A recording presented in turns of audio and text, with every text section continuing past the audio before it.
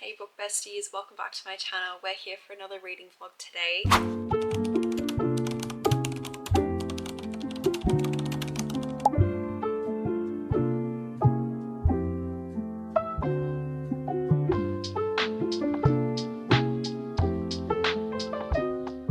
I have decided to try and focus on my TBR this week. I want to make sure that I finish it this month because I truly have never finished a physical TBR that I've set myself every month, and I want to do it this month. Like, that is my monthly goal, and I think the best way to do that is making sure that I dedicate a video to actually ticking off maybe at least 2 or 3 books from what I have remaining. My last vlog, which you guys would have just seen go up, that actually got 3 books off my TBR, which I was so happy with. I do have 4 books remaining. I'll quickly go through them now to show you guys what I'm going to try to be reading this week. I have Mrs. Nash's Ashes, which I think is more of a similar book to You With a View. I think that those concepts line up a bit, which I'm very excited for because I think this will just be a good break from a couple of the books that I have listed down here. The Nightingale by Kristen Hanna, which I do know is going to be a bit more of an emotional read, which is why I'm glad I do have that other romance there, because I think if I do end up reading this week, I will obviously need something fluffy to read afterwards if it is one of the first few books that I pick up.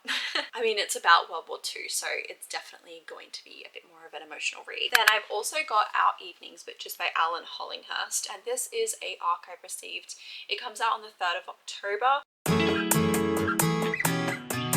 Obviously as well, this is like the most beautiful cover ever. I'm like truly obsessed with the foiled writing and just the simplicity of it. I know it's literally a plain white cream colored cover, but I don't know what it is. I just love the cream and the gold. I think it's stunning. The actual cover, which will be on the book, is in here, and I believe that is what the final cover is going to end up looking like.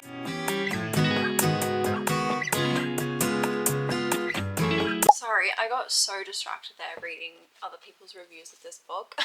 I think this will be a very thought-provoking book for me. I think this will be a combination of a lot of things. It will be race, homophobia, class, politics. I think the combination of all that is going to be a little bit of a harder read as well. So I am glad that I do have the romance here, and I do also have another romance if I end up choosing this one as well. But yeah, most people on the reviews I've been reading have said that this is written like one of the classics, so I think we're in for a little bit of a treat when we get to read this one. And then I do have Casey McQuiston's new book, The Pairing, which came out on the 6th of August. I still need to read this month. It has already come out as of like about a week ago. I think it's going to be great. I've heard such great things about it so far. I did get this as a proof, but I completely forgot that it was coming out early in this month, and I thought it was coming out later in the month. I need to get this done now. Those are the 4 books that we currently have to choose from for this week, and I think I've got a good selection here. I will try probably read 1 sad book, maybe 2 romances, but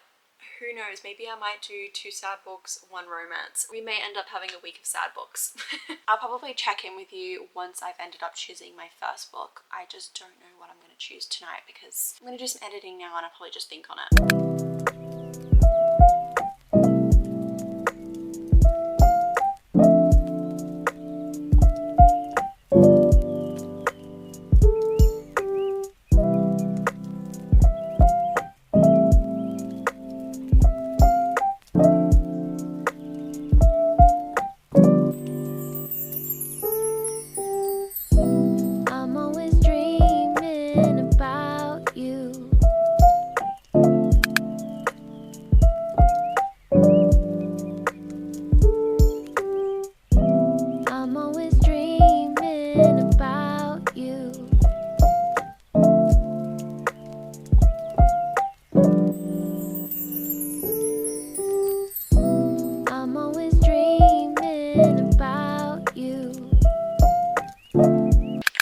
Please don't be upset with me. Wait, I'm gonna sit down here.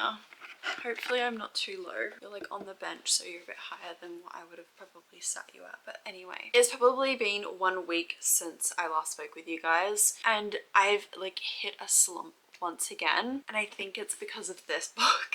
I'm just over halfway, and I really have been trying to push through for the vlog, but I just don't have anything nice to say about it, so I'm gonna part ways with it and I'm gonna move on to the second book for the video. Obviously, before I move into what that book is, I'll explain a little bit about what this book is, and also, I don't even remember if I ended up saying what the book like synopsis was, or if I just went straight into reading. Like, I don't even know. Basically, we meet two exes. Their relationship ended a little bit oddly. Like, that explains half of it at the start from one person's perspective, and then midway through you find out a little bit more about how they broke up. So we're going into this book with them going on a holiday, which they ended up getting a, not a refund, but what is it, like, they could postpone the holiday that they were meant to go on to go by themselves separately, I think like a few years after the breakup. So this is, I think, 5 years after their breakup. When they get on this tour bus, which is going to be taking them all through Europe on a wine tour, they obviously meet each other, and then now they're stuck on this wine tour together, going through all the different countries, different wine tours, different food places, like just exploring everywhere in these countries in Europe. I would have really thoroughly enjoyed this book with Theo and Kit. Like, it had the potential to be something so great. But what the problem was, like, most of the book they were just sleeping with other people. I get, like, they had like almost a polyamorous relationship when they were together, like they would sleep with other people in their relationship that explained, but like watching them be jealous over them sleeping with other people and then making it into a bit of a competition to see who gets with the most people. I just don't think that that book's for me and that relationship style's for me, because there was no connection between them that I could truly feel. All that they kept saying was like, I miss the other person, I miss them, I miss them. Miscommunication like is good sometimes, and I really enjoyed like the drama, but this miscommunication was just really frustrating me. I don't know. I just think that the game and like them spending more than half the book doing this with each other and other people, I don't know, it's not my favorite dynamic. So yeah, I'm probably gonna DNF this. This was a gifted book by the publisher as well, and all you have to know from that is that I'll never not tell you the truth, especially if I've been gifted a book. DNF. I'm not even gonna finish it. I'm gonna give this a 1-star review on Goodreads, basically say that it's not for me. But yeah, I've started my second book today, which I've only got up to chapter 4, so I'm very fresh in. I've decided to go the complete opposite route. I'm not going to go any romance. I'm going into general fiction. So I've chosen The Nightingale by Kristen Hanna. I think I need something with a little bit more depth. I feel that the slump that I'm in can be brought out if I read something like this. So I've been listening to the audiobook on my Spotify, and so far I'm really enjoying the story. It's about these two sisters. World War II is just starting. It's very fresh. We've had like 2 timelines as well. One where the female main character is older and she's speaking with her grandchildren and like explaining what happened to her during that World War. It's all very new, it's very fresh. I'm probably gonna leave off giving a bit more of a synopsis until I understand a little bit more about what's happening. So far the writing is so captivating. Like, I don't know what it is, but I'm already like so drawn into the story. Like, I've noticed since only being in chapter 4 that Kristen Hanna has a way of being able to just suck you into the story. I'm already wanting to continue reading, so this is a very good sign. Oh sorry, I'm at chapter 6, which is page 42. So yeah, only 42 pages in. It's about 430 pages roughly, this book. Got a little bit more to go. I will check in with you guys probably when I'm a bit more of like a halfway mark.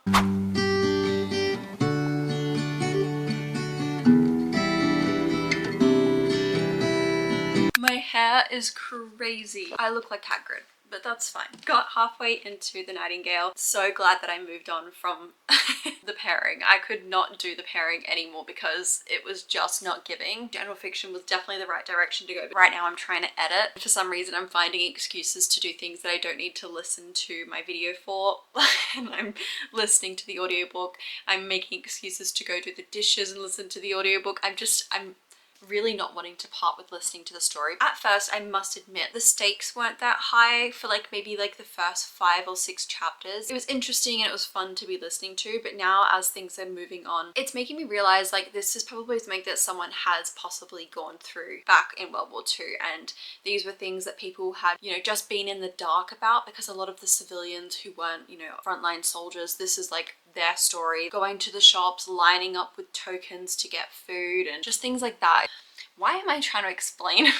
Why am I trying to explain what happens during a war? Like, shut up. Okay, you guys know exactly what happens during a war.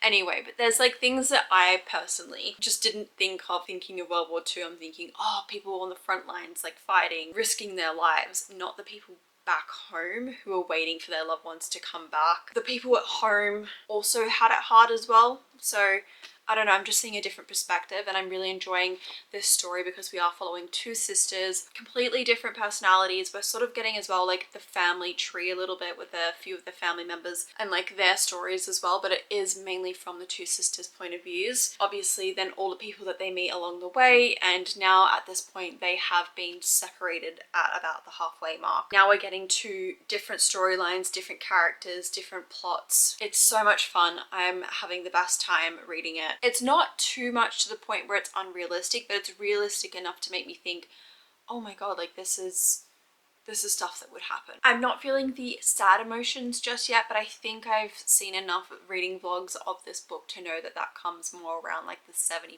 mark. I don't know what it's going to be because obviously like so many things can happen from where we are right now. Like it's just, I don't have a direction of like what's going to happen. I have had a few little things put into my head which I'm going to make note of in case I get them right, but I'm just too far away to even think where the direction of the sadness is going to go yet because it's too broad of a horizon. Anyway, I'm talking complete nonsense right now. I'm my brain is going a million miles an hour because I've literally just clicked pause on an audiobook, set up this camera and being like, no. I haven't even like processed a train of thought of like what I was going to say to you. I've just started speaking. I really needed to like gather my thoughts before I even did this, but hopefully I've made some sense.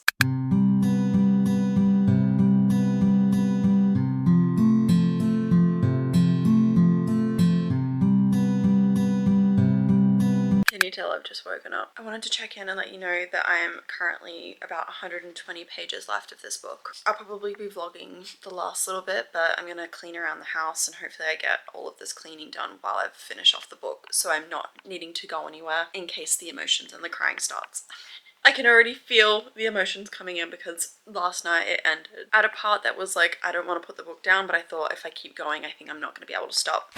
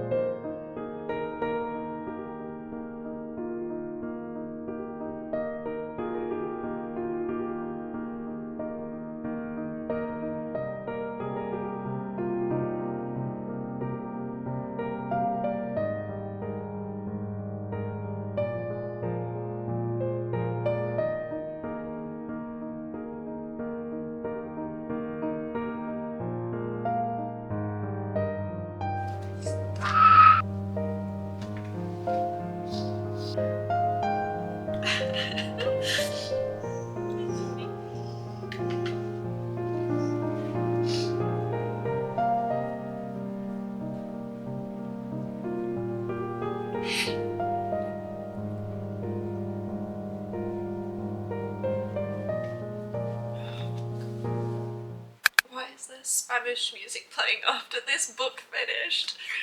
Audiobook, what is going on? I should really stop crying on this channel. I'm not reading a sad book ever again on this channel. And that's a direct quote. I won't change my mind until next week. I just got back from the shops, I decided to leave the house and treat myself to getting my nails done because I needed to make myself feel better. I didn't think I was gonna cry because I knew I was expecting like these certain things to happen, and I did think a couple of things that I was like, that's what I think is gonna happen, and I did guess them. So I was very proud of myself because usually I'm not one to guess what's gonna happen. Ooh. It's so windy outside. I'm sorry if you can hear the wind. It's so windy outside. The trees are like sideways. I did think a lot of it was quite predictable, but I don't think it was predictable in the way of like, this is boring, because I was so invested in the story and I seriously couldn't think about putting the book down. And last night I forced myself to because I knew once I passed a certain point, I think that it was just going to continually keep going until I needed to finish, and I wasn't going to be able to physically put the book down. And I thought I wanted to be able to record my reactions for you guys in the morning, you know, with like better lighting, you know, be more present when listening to the ending. Very impressed by Kristen Hanna's writing. I'm definitely like, one of the first books I'm gonna go buy when I go book shopping this weekend is I'm gonna be buying some more of her books. Probably gonna get The Great Alone and The Women, possibly. And I don't know, I can't remember what the other book is. Firefly Lane. They're the 3 books that I'm sort of keeping my eye on at the moment. That last few moments of the book really crept up on me. I didn't realize how much I was caring for these characters and rooting for them. I obviously was, but I didn't realize how much I was invested until those last few scenes. I didn't have that emotional feeling yet until like that last chapter. That was where it really sunk in for me. I was like, wow, like they went through so much, and like the World War II was like a lot of people killed, like a lot of people killed, and that was just really, really sad to think about. Anyway, I'm getting emotional again. I'm getting emotional thinking about it. Oh no, this book might have hurt me. Okay, well that's gonna have to go next to A Little Life because I don't think I'll forget reading that book. Yeah, I'm gonna go make some banana bread because that's gonna make me happy, and then I'm gonna continue cleaning my house and then edit. But, oh, before I go, I obviously have 2 books left, which I'd mentioned at the start of the video. I don't think I can go into another book.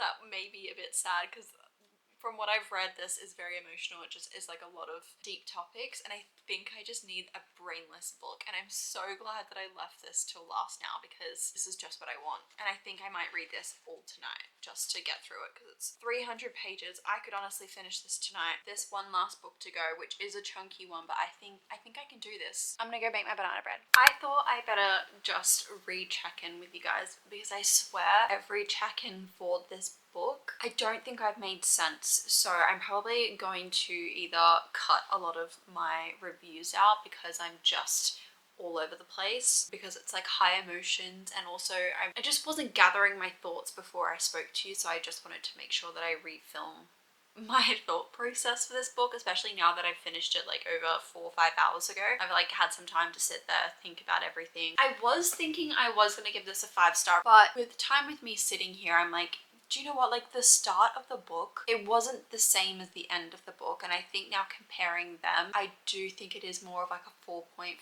4.75 rating book. I don't know if it is a 5-star feeling for me, but who knows, with time that could change. But that's like where I'm sitting right now. My main issue with describing this book is like, how do I describe this? Like when I've been trying to speak to you, it's my brain is so overwhelmed with so many emotions and so many thoughts and just so many feelings about everything that's happened. So it's really hard for me to take all that and then, you know, verbalize it. Like especially when the story is so important and there's so many things like that have actually happened in real life to people, and this is probably someone's like real story. Big message that I've taken away from this book is during World War II, it wasn't just about, you know, the men and the women who were on the front lines. It was about the people who were at home also fighting the battles there. This is truly as well about the women who were forced to stay home and, you know, fight their own battles. Why choose to show all this hate when you can show love and you can be graceful and do things the right way? And that's a lot of the things that I've learned from Leanne.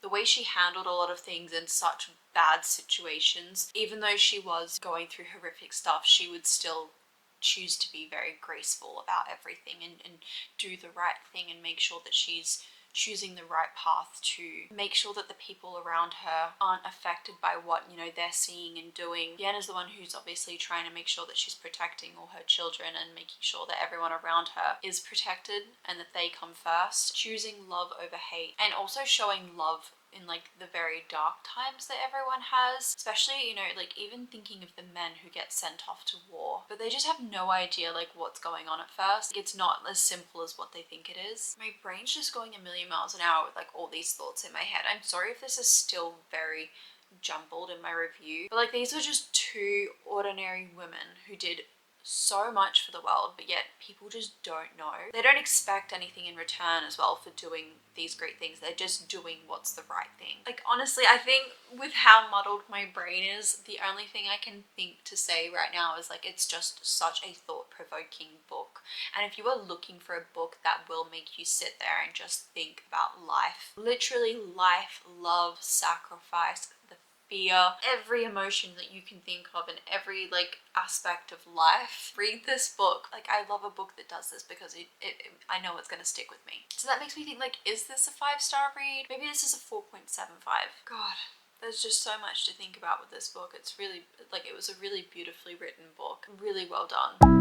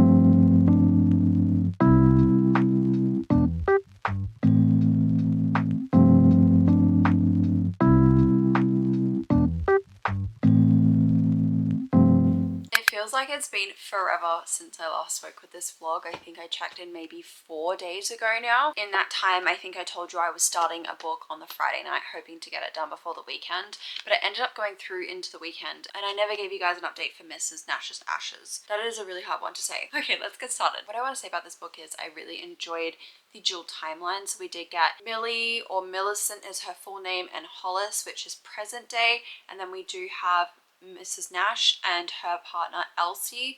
I forgot Mrs. Nash's first name. Rose, is it? Rose and Elsie, I think? Rose, yes. So Rose is Mrs. Nash, and then we've got Elsie, which is her partner.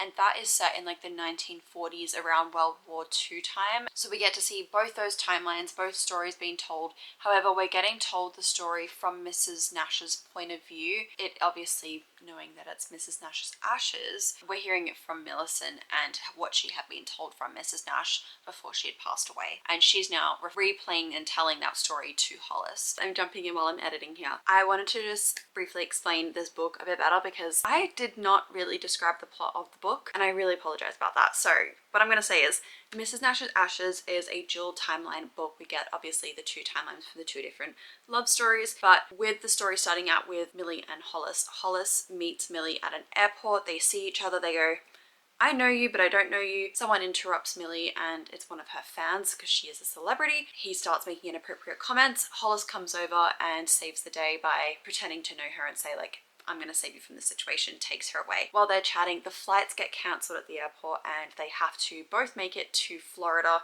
by a certain time. After a few different issues, they end up deciding that they're going to travel together so that she, you know, doesn't end up with some random person in a car trying to travel across the country. They're now going together through this road trip, and yeah, obviously We do get like the one bed trope because they have to stay in places to sleep overnight, and they do run into a few things along the way, so it's not just like a quick dead straight road trips. They end up staying at a few different towns on the way, and things happen while they're in that town that make them delay their trip. It's not just like a straightforward trip. That's sort of like what the premise of the book is.